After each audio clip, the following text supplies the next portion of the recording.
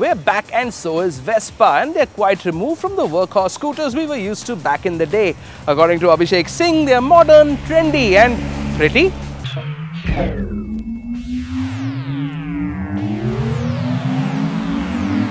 So here it is, the all-new Vespa, and it's pretty.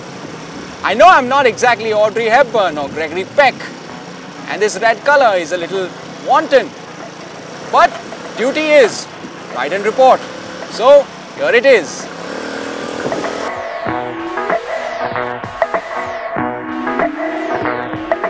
The Wasp has returned to India and never looked better. The boxy curves of its estranged cousin from LML are gone, and in comes tons of Italian flair. There's function to the Vespa LX125's form. Pretty as it is, it comes with a steel load-bearing monocoque body, a handlebar that nicely flows into the grips, a decent amount of storage space, both in the front and under the seat. You've got enough space for a full-sized head, or more likely, a helmet.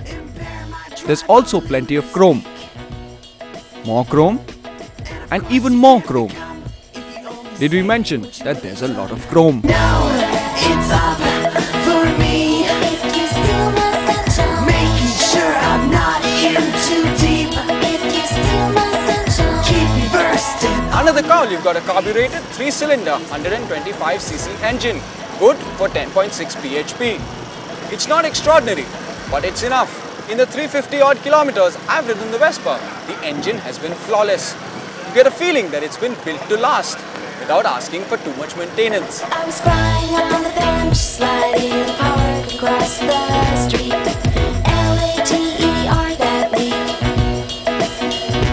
Problems arise in its throttle response. The throttle has a little play, and so there's a fair bit of wrist twisting while gunning initially and in traffic. Let go of the throttle and the engine does not de-accelerate.